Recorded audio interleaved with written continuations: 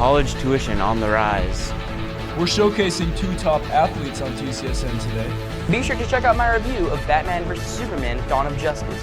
One of the 900 buildings had 2 cracked windows. All this and more on an all-new TigerCast News, April 1st, 2016.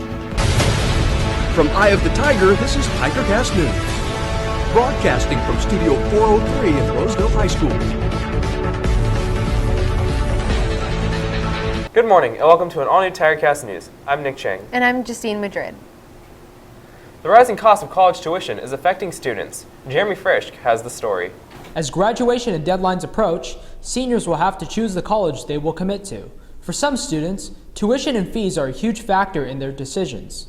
You don't get to go to your dream college because of the price. I think that I know for me and for several of my close friends, it's not a matter of like, you can't accept a college based on how much you want to go there and the location and the programs that they offer. You have to look at aid, and aid is the first thing that everybody's looking at. The cost of college will keep increasing, meaning some students will be deep in student loans. On average, over the past 5 years, tuition and fees have increased 24% at four-year public schools and 11% at private nonprofit schools.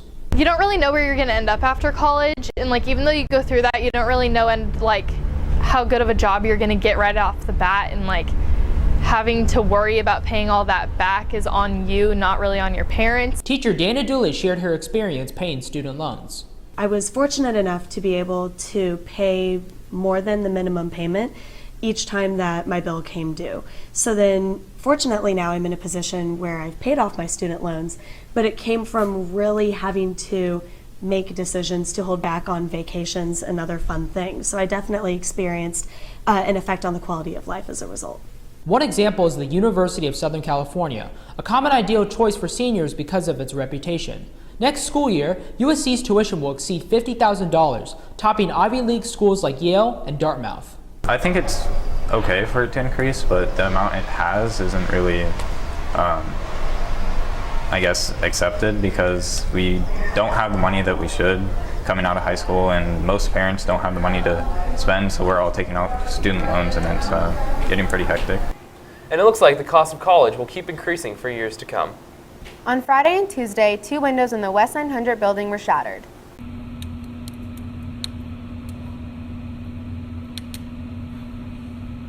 The window was broken during second lunch on Tuesday, and the door was broken last Friday after custodians ordered skateboarders to leave campus. Custodian Tony Newman believes spite was a motivation. I think the skaters were a little upset because they were asked to leave. The entry door is believed to have been shattered with a skateboard, and the upstairs window with a rock. I think probably a rock. I don't think it was a BB gun. You'd notice somebody would have had a gun on site. The door glass has since been replaced, and the upstairs window is expected to be replaced sometime next week. Students heard a loud pop when the window was broken.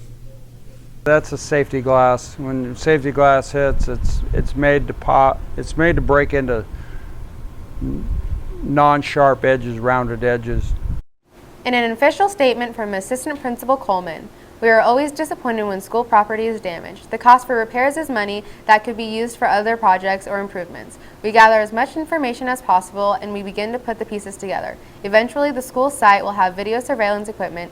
This should go a long way to preventing other vandalism. It will also go a long way in aiding our investigations into alleged vandalism. We now go to Josh Carson and Jason Russell with sports.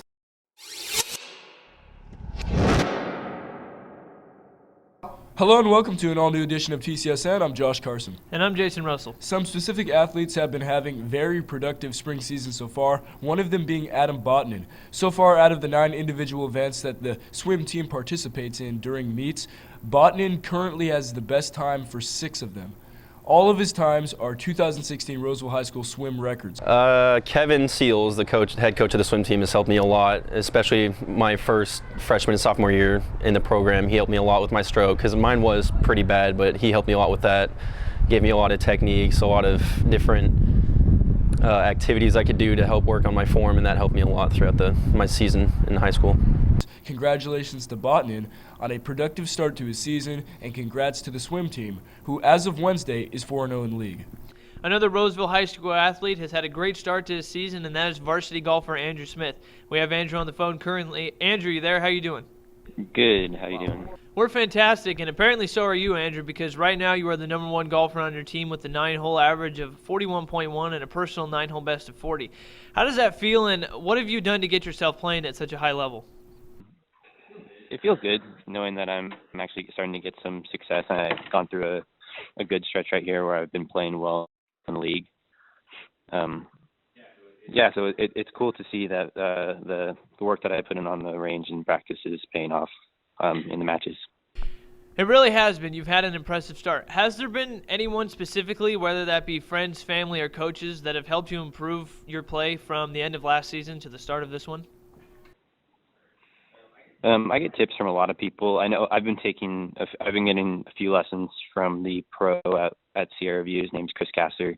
Cool guy. He's helped me out a lot.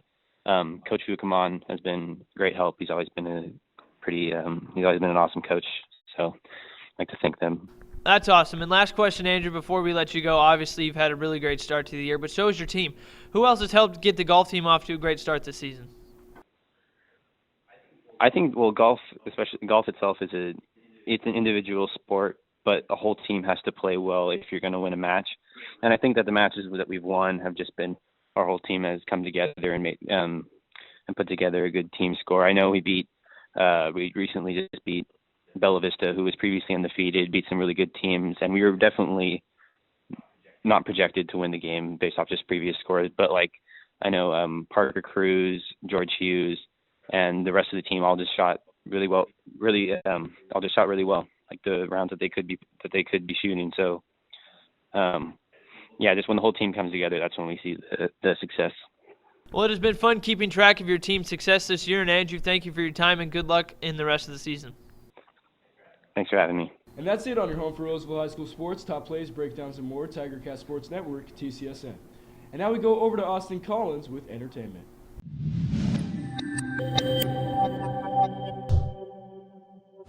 Thanks, Josh. Batman vs. Superman Dawn of Justice premiered last Friday.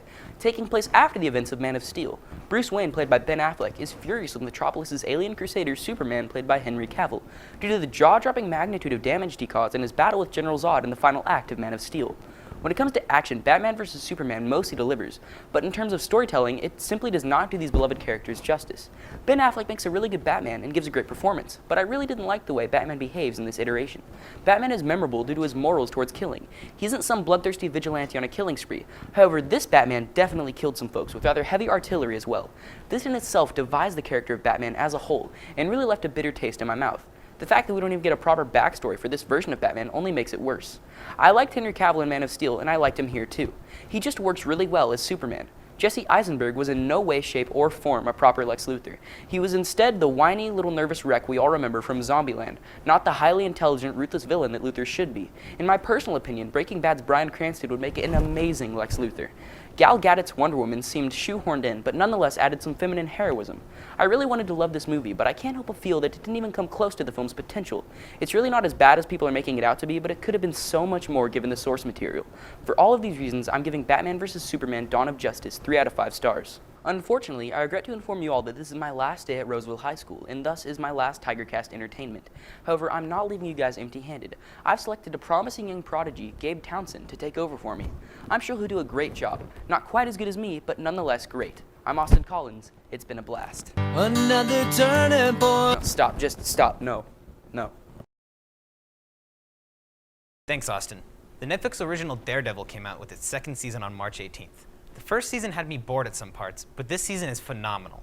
New characters have been added to the show as well. Walking Dead star Jon Bernthal gives an outstanding performance as the Punisher. This iteration of the Punisher stays true to his comic counterpart, unstable and violent. Very violent. Elodie Young plays Elektra, a love interest for Daredevil. From the spectacular fight sequences to the vibrant, intense acting, this season is incredible. For all these reasons, I'm giving Daredevil Season 2 5 out of 5 stars. Now back to Nick with more news. Thanks, Gabe. We have some breaking news this morning. Band director Mark Toffelmeyer announced Wednesday that starting next year, he will no longer be teaching band at RHS. The class of 2016 Senior Ball will be held on April 30th, 2016 at the DoubleTree by Hilton in Sacramento. Tickets will be available for purchase on the cafeteria stage at lunch on the following dates: Monday, April 4th through Friday, April 8th for $65 and Monday, April 11th through Friday, April 14th for $70. That's it for us today on TigerCast News. And remember, we're always on at eyeofthetigernews.com. See you next time.